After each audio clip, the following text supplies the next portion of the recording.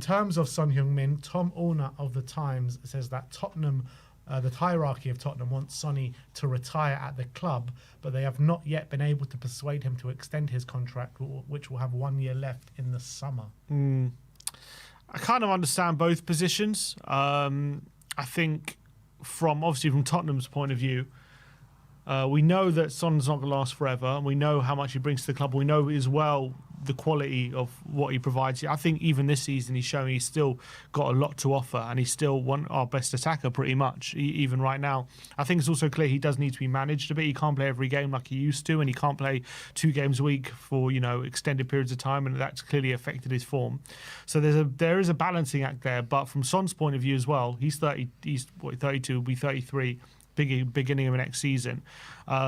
First of all, is the way we play football suited him? Not just the fact that he's always out wide, but also constantly high pressing, lots of running, which Son can do when he's at his freshest. But when he's not, I think, is it too much to ask of someone like him? And as well, is that going to take years off his, more time off his playing career when he's asked to constantly be at 100 miles an hour all the time? Is that more suited to younger players than it is to a 32-year-old? Could we give him that kind of Salah role in a way that, when you watch Liverpool with how Salah plays, they press, but he's not the one always doing it. They kind of make up for him with other players who are more energetic around him and kind of give him a bit of a free role to kind of do what he can do in the final third. And sometimes even when Liverpool are defending, he's like kind of stuck up the pitch and wait for a counter. Can we do that with Son? Are we good enough to do that with Son? That's another question. And again, we're 13th.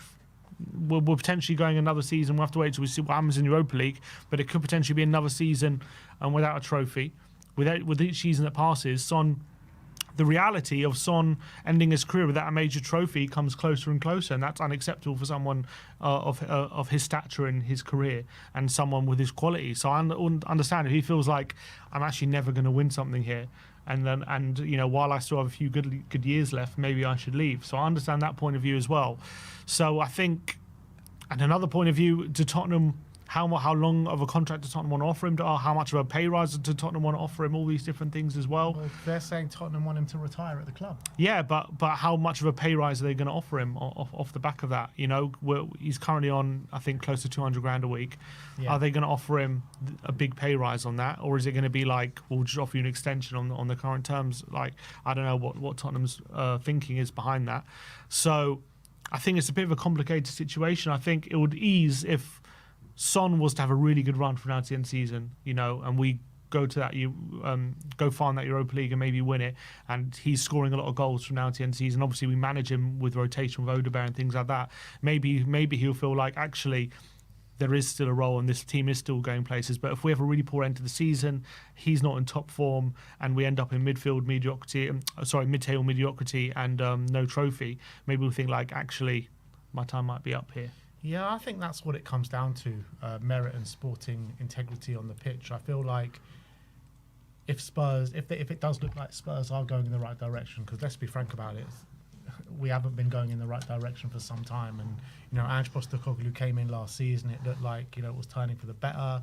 And then this season it's been a bit of a step backwards with the injuries and the league form and going out the cups and everything like that. And we are still in the Europa League, so there is something to take from that.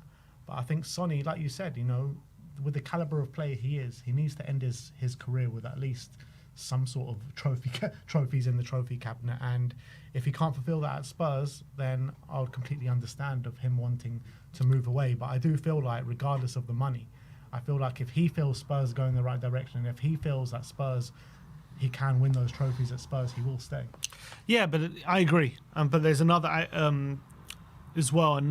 thing in terms of Ange, not in terms of I don't think they get on or anything like that, and just in a sense that the way we play football is very relentless, and we kind of need everyone doing their part. Like, Slot has come up with a way of basically easing the burden of Salah off the ball. He does his bit, don't get me wrong, he's not like nothing, but he definitely doesn't do as much as the other players. Like, Szoboszlai definitely does some of the running off him, and they ease the burden off him because they know when we get to the final third, if we get the ball to him quick enough, he can make the difference.